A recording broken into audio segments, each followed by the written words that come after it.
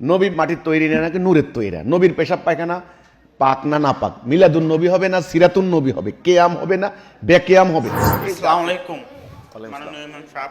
তো আমি এক ভদ্র লোককে দাওয়াত দিছি, কিন্তু উনি বলতেছে যে আমার একটা প্রশ্ন আছে, যদি এটার উত্তর দিতে পারেন আমি আপনার সবকিছু মানছি। নবী করিম সাল্লাল্লাহু আলাইহি সাল্লাম উনি মাটির তৈরি নাকি নূরের তৈরি? তা আমি আবারও প্রশ্নের প্রেক্ষিতে উত্তর দিলাম, এটা কি নবী করিম সাল্লাল্লাহু আলাইহি সাল্লাম পৃথিবীতে জীবিত থাকা অবস্থায় কোনো সাহাবী বা কেউ প্রশ্ন করছিল কিনা, বা এই প্রশ্ন করার না করাতে তারা কি জাহান্নামী হবে কিনা? তখন উনি বলছে এটা আপনি বুঝবেন না, আপনার ইমাম সাহেবকে প্রশ্ন করবেন। কি উত্তর দেয় এটা আমাকে জানাবেন। এই যে উনি যে কথাটা বললেন, ওই ভদ্রলোক বললেন যে আমি একটি প্রশ্ন করব, যদি প্রশ্নের উত্তর দিতে পারো তাহলে তোমাদের দলে আসবো। উনি যখন উত্তর দিলেন, উনি বলছেন না, এটা তুমি বুঝবে না, তোমার ইমাম সাহেবকে বলবা, যদি প্রশ্ন উত্তর দিতে পারে আমি তোমার দলে আসবো। শর্ত দিছে, দেখেন, ওনাকে বলবেন যে আমাদের আন্দোলন প্রচলিত কোনো রাজনৈতিক দলের মতো না, এটা জটিল প্রশ্ন উত্তর দিতে পারলে আপনি আমার দলে যোগ দিবেন, বিষয়টা তা না। আমরা মনে করি এটা হলো সত্য আন্দোলন, হেদায়া। আর হেদায়া সবার কিসমতে থাকে না, সবার কপালে থাকে না। আল্লাহ বলেছেন কে ঈমান আনবে কে ঈমান আনবে না সেটা আমি জানি। আল্লাহ যার কল্যাণ চান সেই লোকটাই ঈমান আনবে। নবী করিম সাল্লাল্লাহু আলাইহি সাল্লামের সামনে এরকম ইয়াহুদিরা, খ্রিস্টান পণ্ডিতরা জটিল জটিল প্রশ্ন করত রসুলকে আটকানোর জন্য। জটিল জটিল প্রশ্ন, এই লোকেরা ঈমান আনার কোনো রেকর্ড খুব একটা নাই। কিন্তু যেই মানুষগুলি ঈমান এনেছে, বেলালের মতো, আম্মারের মতো, খাব্বাবের মতো, সোয়াইবের মতো সরল প্রাণ বঞ্চিত অসহায় মানুষগুলি, তারা সিম্পলি সত্য বুঝতে পেরেছে, রাসূলুল্লাহর সুমহান আদর্শ দেখেছেন, রাসূলুল্লাহর কর্মজীবনের সঙ্গে নিজেদেরকে একাত্মতা পোষণ করে তারা জীবন দিয়ে গেছেন। কুটিল প্রশ্ন, জটিল প্রশ্ন, দুর্বুদ্ধ প্রশ্ন নিয়ে তারা হাঁটেন নাই। যিনি আপনাকে এটা বলেছেন যে আপনার ইমাম যদি উত্তর দিতে পারে আমি দলে যোগ দিব, আমি মনে করি না উনি দলে যোগ দিতে পারবেন কিনা, আল্লাহ যদি ওনার কিসমতে না রাখে। উনি প্রশ্ন করেছেন যে আপনার ইমামকে জিজ্ঞাসা করবেন নবী কি নূরের তৈরি না মাটির তৈরি? এই উম্মা দুর্ভাগ্যজনকভাবে সহজ সরল সিরাতুল মুস্তাকিম থেকে সরে গিয়ে জটিল দুর্বুদ্ধ মাকড়সার জালের মতো একটা দিনের মধ্যে প্রবেশ করেছে। যেসব কারণে, এটা হলো সেই ধরনের একটা। যে সমস্ত অনর্থক সাবজেক্ট নিয়ে মারামারি খুনাখুনি করে এক জাতি টুকরা টুকরা হয়ে নিজেরা আজকে লানতের বস্তু হয়েছে, সেটার মধ্যে এটা একটা প্রশ্ন। নবী মাটির তৈরি না, নাকি নূরের তৈরি? নবীর পেশাব পায়খানা পাক না না পাক? মিলাদুন নবী হবে না সিরাতুন নবী হবে? কেয়াম হবে না বেকেয়াম হবে? আপনি বলেন তো, উম্মার যে উদ্দেশ্য, ইসলামের যে উদ্দেশ্য, নবী আগমনের যে উদ্দেশ্য, সেটার সঙ্গে এই প্রশ্নের কোনো সম্পর্ক আছে? নাই। এবার আসেন নূরের আর মাটির। কোরআনের একটা আয়াত আছে, আল্লাহ বলছেন আল্লাহু নূরুস সামাওয়াতি ওয়াল আরদ। আল্লাহ হচ্ছেন আসমান জমিন, সামাওয়াত মানে হলো ব্রহ্মাণ্ড, হ্যাঁ, নূরুস সামাওয়াতি ওয়াল আরদ, আরদ মানে দিশা, আর্থে পৃথিবী। আল্লাহ হচ্ছে নূর। তাহলে এটা কি নূর? নূর বলতে আমাদের অনেকে মনে করে নূর মানে হলো আলো। কিরকম আলো? যেমন টর্চ লাইটের আলো, আলো, এটা হলো নূর। এই যে আলো, আলো আমরা দেখতে পাচ্ছি আলো। দেখেন ইসলামের মধ্যে আলো এবং আঁধার এই দুটি কথাকে কিভাবে উল্লেখ করা হয়েছে খেয়াল করুন। আল ইসলামে হাক্কুন অল কুফরে বাতিল, আল ইসলামে নূরুন অল কুফরে জুলুমাত। আলো আর আঁধার, এই আলো আর আঁধার এই দুটি শব্দ হক এবং বাতিল বোঝানোর ক্ষেত্রে আল্লাহ ব্যবহার করেছেন। হক এবং বাতিল, আঁধার মানে বাতিল, অসত্য, মিথ্যা, সত্যের বিরুদ্ধে যেটা, এটা হলো আঁধার, জুলুমাত যাকে বলা হয়। আর নূর মানে হক, সত্য, ন্যায়। আল্লাহ হচ্ছেন সমস্ত হকের, সমস্ত সত্যের উৎস, প্রতীক। এই জন্য আল্লাহ বলছেন আল্লাহু নূরুস সামাওয়াতি ওয়াল আরদ। আল্লাহ হচ্ছেন আসমান জমিনের সমস্ত হকের উৎস, ন্যায়ের উৎস, সত্যের উৎস। এখন নবী করিম সাল্লাল্লাহু আলাইহি সাল্লাম নূরের তৈরি। কিসের নূর এটা?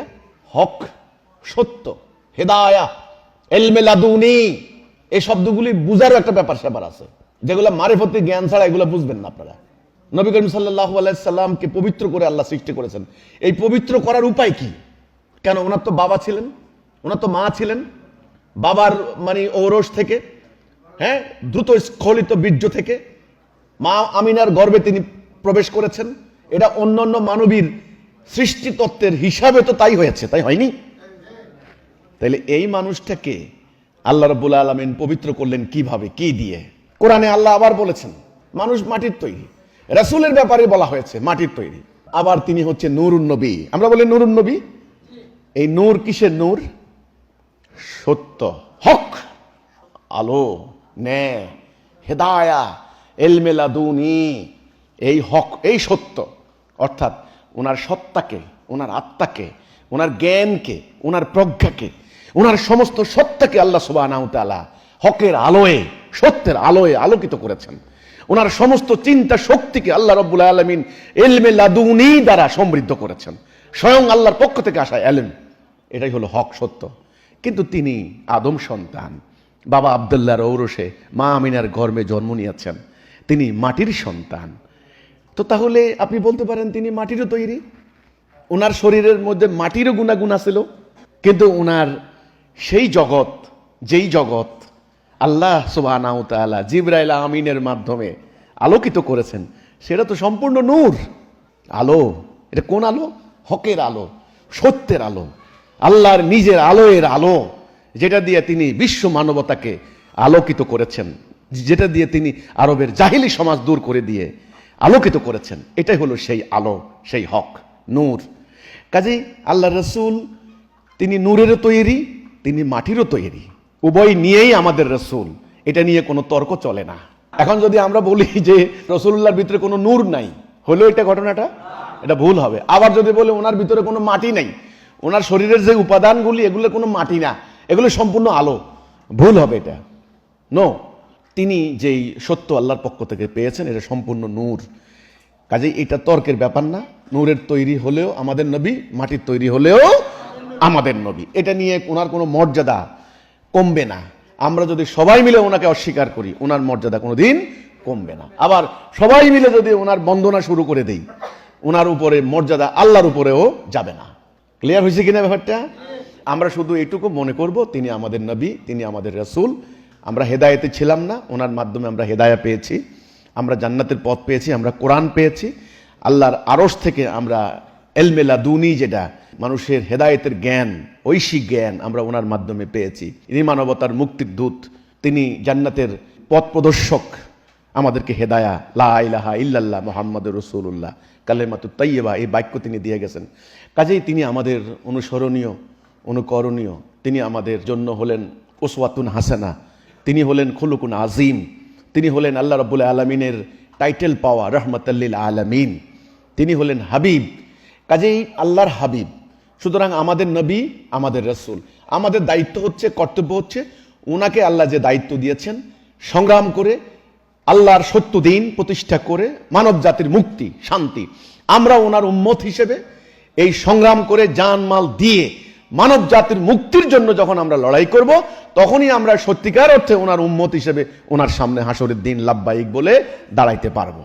আর এখন যদি আমরা তর্ক করি নূরের তৈরি না মাটির তৈরি, মাটির তৈরি না নূরের তৈরি, একদল বলবো উনি নূরের তৈরি, আরেক দল বলবো উনি মাটির তৈরি, এই অনর্থক অহেতুক তর্ক বাহাসের পক্ষে আমরা নাই। এই তর্ক করেই জাতি ধ্বংস হয়ে গিয়েছে। কাজেই তিনি নূরেরও, তিনি মাটিরও। নূর কিসের নূর আশা করি বুঝাই দিলাম। আর মাটি স্বাভাবিকভাবেই আমাদের যে মানব সত্তা তৈরি করা হয়েছে, অস্বীকার করার কোনো উপায় নেই। তো তাহলে সবাইকে ধন্যবাদ, আল্লাহ হাফেজ।